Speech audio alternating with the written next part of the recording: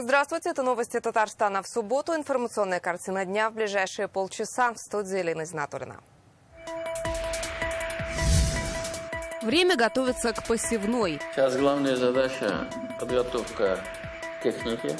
Какие задачи обозначил аграрием Рустам Минниханов на первом в году республиканском совещании, узнаем из репортажа. Снова с новым! Очень приятно, что город заботится о жителях и устраивает такие праздники. Как в Казани встретили старый Новый год, увидел Рамиль Шайдуллин. Татарстан на пьедестале. Я Мишке обещал, сыну своему, что без медали не вернусь. Какие результаты показали татарстанские спортсмены на пятом этапе Кубка России по лыжным гонкам в Казани, расскажет Вероника Гайнутдинова.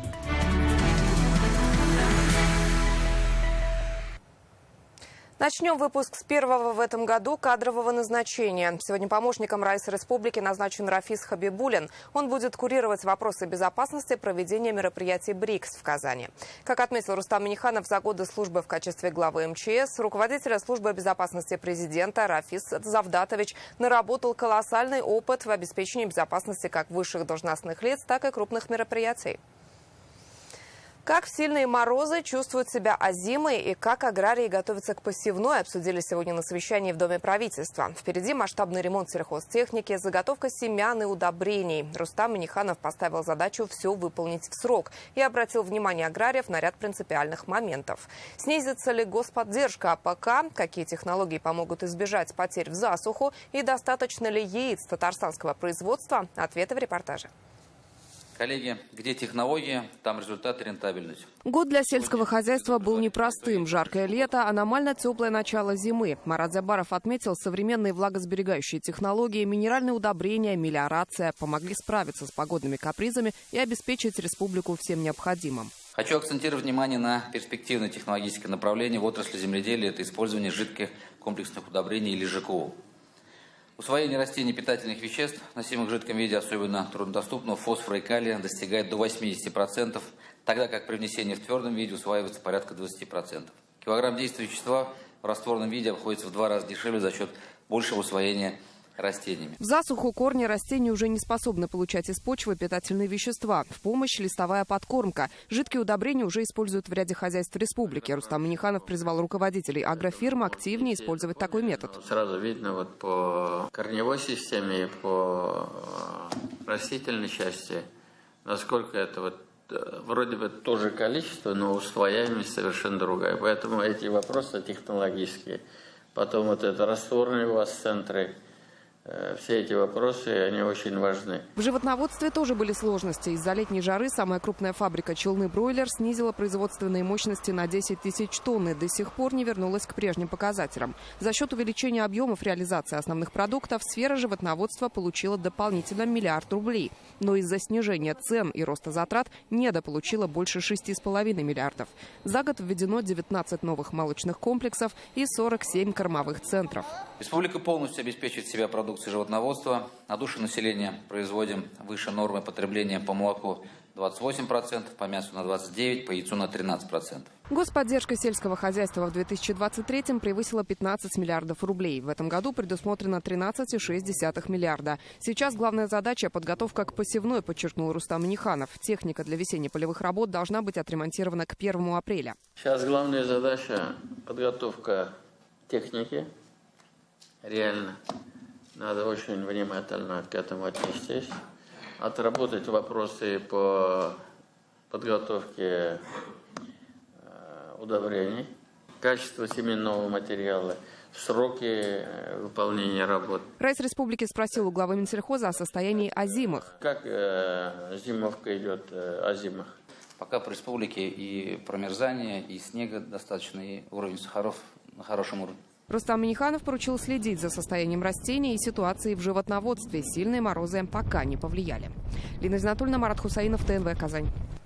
В этом году по республиканским программам в Татарстане будет построено почти 3500 объектов. Об этом сегодня на совещании в Доме правительства сообщил глава Минстроя Марат Айзатуллин.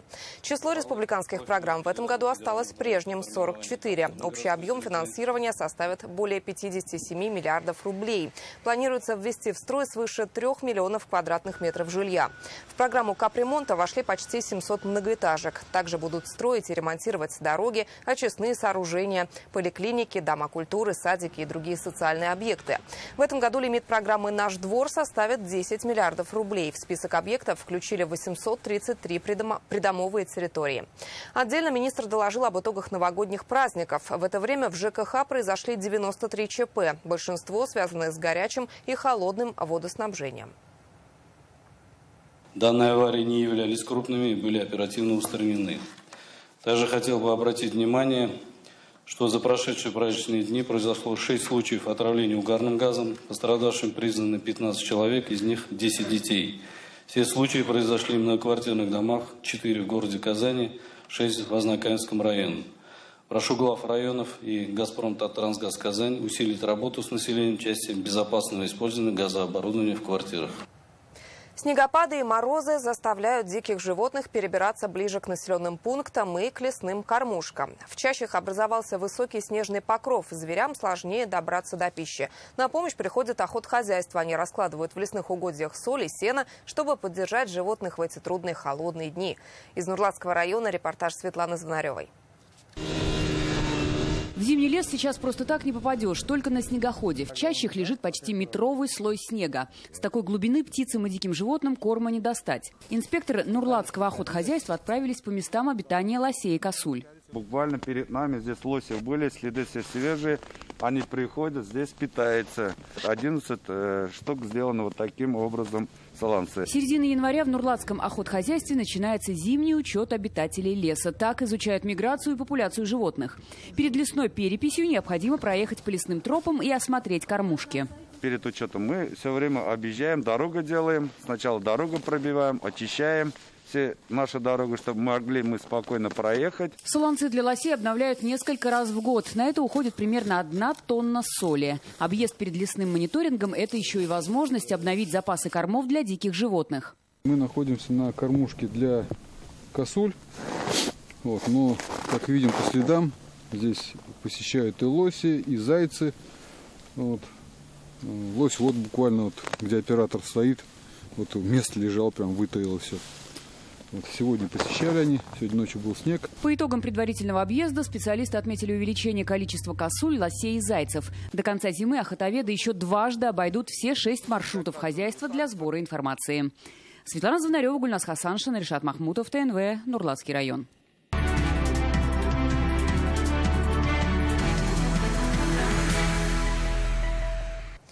Предстоящими играми будущего Татарстан планирует начать с летоисчисления нового мирового спортивного движения, наподобие того, как в Древней Греции зародилась Олимпиада. Об этом заявили на итоговой коллегии Минспорта республики. На встрече с участием федерального министра Олега Матыцына и председателя Госсовета Фарида Мухаммедшина подвели итоги года и обозначили планы на будущее. Как отметили, и профессиональный, и массовый спорт в республике развиваются успешно. Каким будет спорт будущего и настоящего, расскажет Дмитрий Аренин. Пожалуй, самой обсуждаемой темой и в кулуарах, и на самой коллегии Минспорта стали предстоящие игры будущего. Первый в мировой истории турнир, сочетающий соревнования на спортивных аренах и в виртуальной реальности, стартует в Казани 21 февраля. Приедут более 2000 участников из 3 десятков стран. Сегодня вершиной спортивных идей являются Олимпийские игры, которые более 3000 лет. Но был тот день, когда их придумали и провели впервые. Верю, что сегодня мы стоим на пороге эпохи, когда игры будущего становятся настоящими. Верю, что зарождается самое яркое, обсуждаемое, объединяющее мир и вовлекающее миллионы людей новое спортивное движение. Федеральный центр готов оказать республике всевозможную помощь, чтобы этот турнир прошел на самом высшем уровне. Как отметил министр спорта страны Олег Матыцын, воплощение Татарстаном таких инновационных проектов стало результатом большой работы и накопленного опыта. Мощный фундамент выстроен за последнее время благодаря вниманию первого президента Республики Татарстан Шарипча Шаймиева и раиса республики Рустама Галича Миниханова и поддержка Государственного совета. Мы видим, что здесь такая командная работа, благодаря которой создана современная инфраструктура, подготовлены высококвалифицированные кадры, управленческая команда очень мощная, волонтерское движение. Благодаря важным международным событиям и универсиады, и чемпионаты мира. Главный показатель развития спорта в регионе – это число людей, вовлеченных в него. Сейчас в Татарстане работают более 11 тысяч спортобъектов и тренируются около 100 тысяч профессиональных спортсменов. Физкультурой систематически занимаются более 62% населения. Для нас это увеличение доли граждан, систематически занимающихся физкультурой и спортом, в 2030 году до 70%. Мы с вами для себя в Татарстане поставили задачу этот показатель довести до 75%. Посмотрим в динамике. За 5 лет реализации данной программы, Олег Васильевич, мы выросли на 15%, то есть это где-то 3% в год. То есть мы растем чуть выше, чем экономика нашей страны. Как отметила президент Федерации лыжных гонок России Елена Вяльпе, из такого массового увлечения спортом появляются олимпийские чемпионы. Я всем целый год твердила, вот смотрите на Татарстан, у них там детей в одной возрастной категории только 400 человек выходит на старт. Это говорит о том, что в самом ближайшем будущем будут новые олимпийские чемпионы, именно свои родные. Фарид Мухаммедшам, подытожив заседание, подчеркнул, нужно развивать массовый спорт, создавать условия и устраивать соревнования между районами, предприятиями, дворами. Такой физический спорт с участием мускулов каждого человека, с патриотизмом за свой двор, за свою улицу, за свой город, за свою школу, за свой район, это остается в приоритете. В приоритете. Вы знаете, что мы единственный субъект Российской Федерации, который принял закон о патриотизме. Вот там есть эти мысли заложены, патриотизм воспитывать среди нашей молодежи, в том числе и через спорт. Мы победили.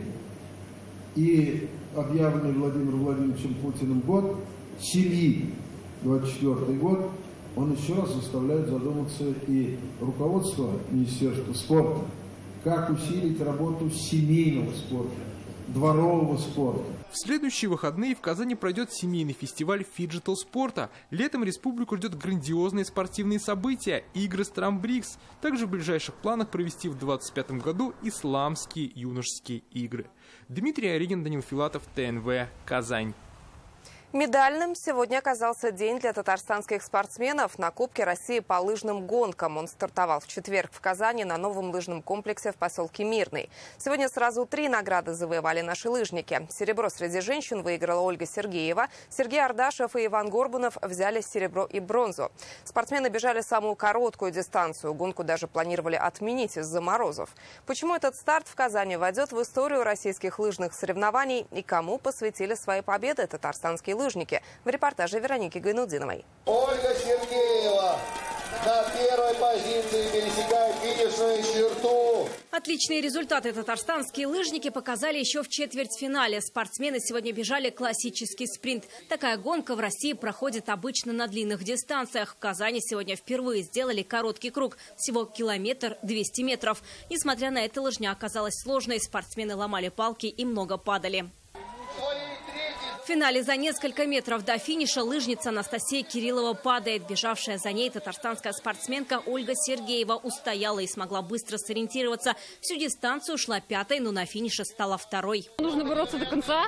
Сегодня мне повезло. Сделала все, что могу. Ольга Сергеева рассказывает, эти соревнования самые морозные в ее карьере. Очень холодно. Мне приходится как-то приспосабливаться, потеплее одеваться, заклеиваться.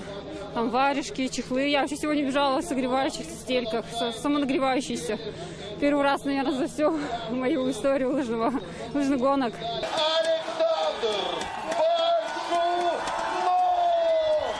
По Победителем у мужчин в классическом спринте стал фаворит гонки олимпийский чемпион Александр Большунов. Это его 14-я победа подряд в розыгрыше Кубка России. Второе и третье места на пьедестале забрали татарстанские лыжники Сергей Ардашев и Иван Горбунов. Я Мишке обещал, сыну своему, что без медали не вернусь, что медальку тебе привезу. Он еще не понимает, но... Из-за холода некоторые спортсмены не вышли на старт, в том числе лидер общего зачета олимпийская чемпионка Вероника Степанова. А вот болельщиков, несмотря на мороз, много. Они здесь из разных регионов. Это видно по плакатам.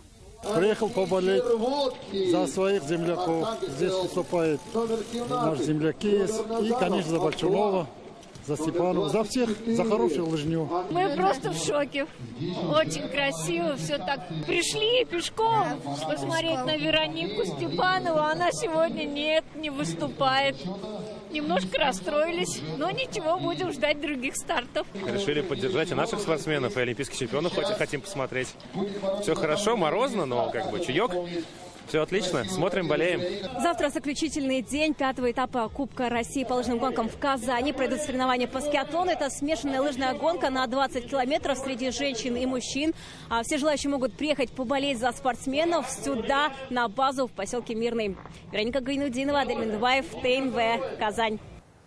Сегодня день российской печати. Журналистов поздравил председатель Госсовета Фарид Мухамедшин. 300-летний опыт отечественной журналистики наглядно свидетельствует. От профессионализма СМИ, взвешенной позиции, патриотического настроя во многом зависели уровень коммуникации власти и общества, нацеленность на развитие, прочность межнационального мира и гражданского согласия.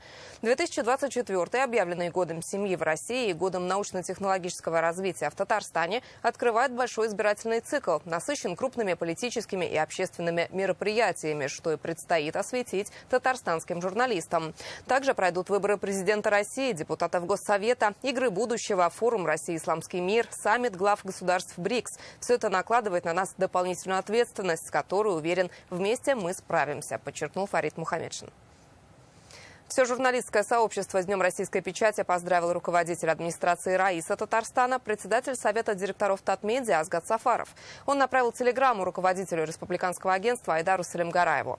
В нашей республике этот праздник объединяет сотни талантливых и неординарных людей, усилиями которых развивается и совершенствуется татарстанская журналистика. Неизменная приверженность профессиональным традициям, заложенным еще ветеранами отрасли, и вместе с тем открытость новому, активное освоение цифровых форматов и коммуникативных технологий помогли сохранить уникальный потенциал средств массовой информации и неизменный интерес самой широкой аудитории, говорится в поздравлении Азгата Сафарова. Рустам Минниханов в соцсетях поздравил татарстанцев со Старым Новым годом. Он разместил видеоролик. На кадрах зимний Казанский Кремль, украшенный праздничной иллюминацией. Сегодня Новый год по старому календарю. Еще одна возможность собраться с родными и близкими вместе, отметил Раис республики.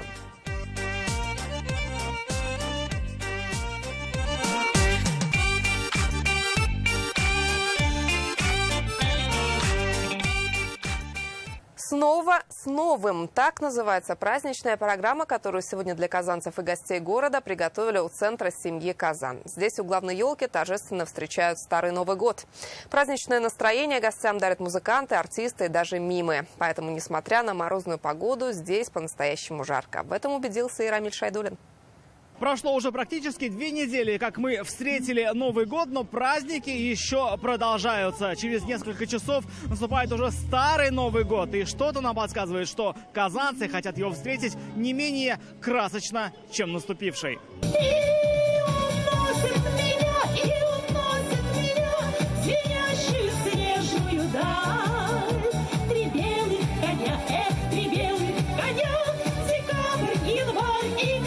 Каждый год, ежегодно такая грандиозная елка.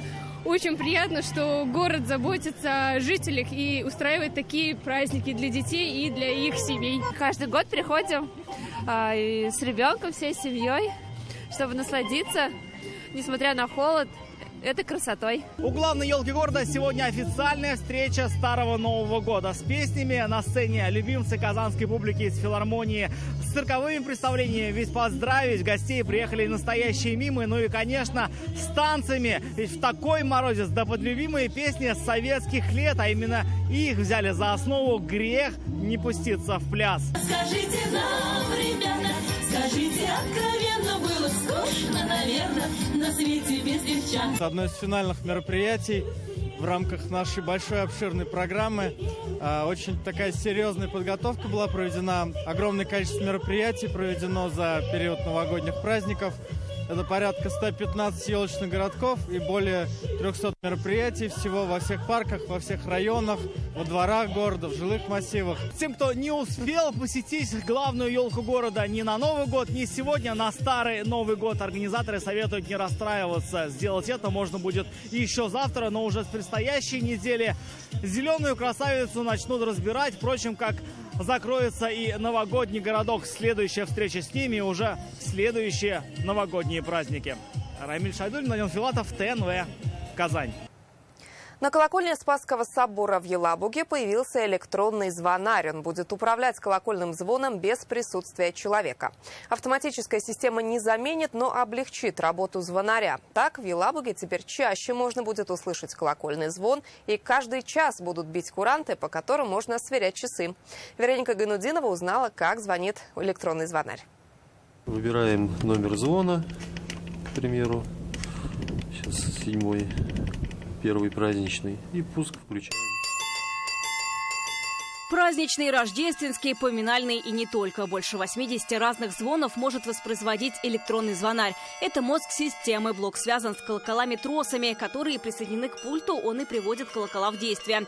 Включать и программировать электронного звонаря можно удаленно с помощью телефона, компьютера, радиопульта или через СМС-сообщение. Сама система называется электронный звонарь. То есть она позволяет дистанционно запускать различные канонические звоны. То есть в базе находится порядка 80 звонов различных, которые подходят для всех богослужений. И, соответственно, эта система также не мешает звонить вручную. Установка электронной системы стала для собора не столько роскошью, сколько необходимостью. Не всегда бывает живой звонарь. К сожалению, мы даже повара и уборщицу не можем всегда найти на какие-то праздники. Получается, если мы служим ежедневно утром и вечером, это надо перед службой позвонить и после службы. Это уже как минимум 4 звона. Мы хотели бы, чтобы с нашей колокольни раздавался звон не только по большим праздникам. Но и, например, люди, которые венчаются, они были бы рады, чтобы для них тоже позвонил колокол. Электронный звонарь, конечно, не заменит человека. В колокола можно будет звонить вручную. В храме есть свой звонарь. Но новая система облегчит его работу. В городе теперь можно услышать и бой курантов. Куранты будут отбивать каждый час, каждые четверть часа, каждые 15 минут. Естественно, ударять соответствующие разы. Если 5 часов, значит 5 ударов колокола будет. Причем это будет без звонаря. И люди, кто в окрестностях живет, кто будет слышать колокольный звон, они будут сверять свои часы по нашей колокольне. Такой электронный звонарь уже есть в Покровском соборе Елабуге. Спасскому подарили благотворители. Здесь 12 колоколов. Самый большой колокол весит около тонны. Мы сделали новую ручную систему, более удобную, позволяет исполнять любые сложные звоны.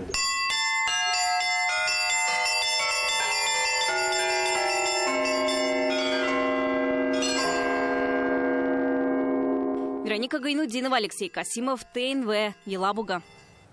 Ее коллекции выставляются в зарубежных музеях. Изделия практически не купить, и они созданы во всех техниках национальной вышивки. У татарстанцев есть ровно месяц, чтобы увидеть уникальные экспонаты, которые создала золотошвейка Луиза Фасхутдинова. В галерее Хазина Казанского Кремля открылась ее персональная выставка «Дом цветов». Здесь вышитые вручную татарские скатерти, национальные костюмы, шамаили, молитвенники и многое другое. На создание некоторых уходит по 3 месяца. Одной из первых богатое наследие увидела Сирина Васильева. Я здесь постаралась показать наиболее большое количество техник вышивки залодной. Луиза Фасхутдинова знакомит нас с самой любимой работой. На ее создание как раз ушло 3 месяца. Это шамаиль. Каждый элемент выполнен в разных техниках старинной татарской вышивки. Ушковая, тамбурная, канителью, битью, гладью. Ими мастерица владеет в совершенстве. Я как этнограф просто смотрю на старинные образцы и знания свои использую. Ручная вышивка – это моя стезя. только ручная. И все технологии старинные я пытаюсь сохранять. Вот, допустим, тюбетейки, они полностью сделаны, как делали наши бабушки 100 лет назад. Луиза Фасхутдинова – член Союза художников России и Татарстана, лауреат премии имени Баки Урманче. В свое время она обучалась в Бухаре, в древнейшем центре золотного шитья. Именно там освоила десятки приемов и технологий вышивки. Любовь к творчеству привил отец. Я пытаюсь всю жизнь показать, насколько богатый у нас орнамент, богатая вышивка. Может быть, ее просто люди не видят. Потому что я слышала от людей такие слова, что вот узбекская вышивка, она ого-го, а татарской нет, она есть. Просто ее мало пока. И я пытаюсь заполнить этот мир красотой. В этом моя миссия, наверное. Выставка такая, которую можно повести в любую часть мира, показать с достоинством, с гордостью за нашу республику. На этой экспозиции Луиза Фасхутдинова представила произведение последних 5 лет творчества. «Дом цветов» стал первым художественным проектом для галереи в этом году. На открытие приехали сразу 2 консула – Турции и Казахстана. Такое национальное искусство близко многим тюркским народам. С полной уверенностью можно сказать, что Луиза Фагимовна в настоящее время один из лучших мастеров декоративно-прикладного искусства нашей республики. Это наше достояние. Тюбетейки, колфаки, шамаили, молитвенные коврики на мазлыке, накидки для Корана и скатерти. С помощью разных техник на шелках нитями мулине вышиты цветы. Они красиво переплетаются с татарскими национальными орнаментами. Пожалуй, самыми заметными работами выставки являются татарские национальные костюмы. Луиза Фасхутдинова создает их в комплексе.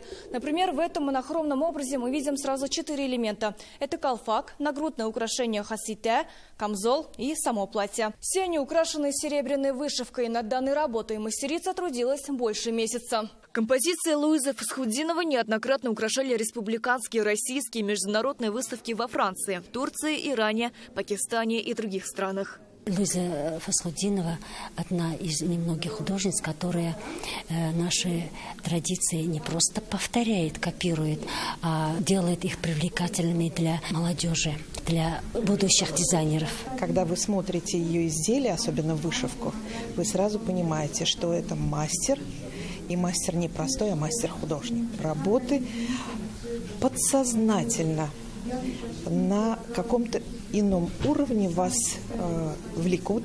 Здесь представлено более 30 работ. Они занимают 2 больших зала галереи. Выставка будет работать до 11 февраля. Сирина Васильева, Наиль Абдуллин, ТНВ, Казань. Интернет-версию итогов прошедших 6 дней читайте на сайте электронной газеты «Реальное время». Еще больше информации в нашей группе ВКонтакте и Телеграм-канале. Сейчас прогноз погоды с Наилем Захате, а я с вами прощаюсь. До встречи.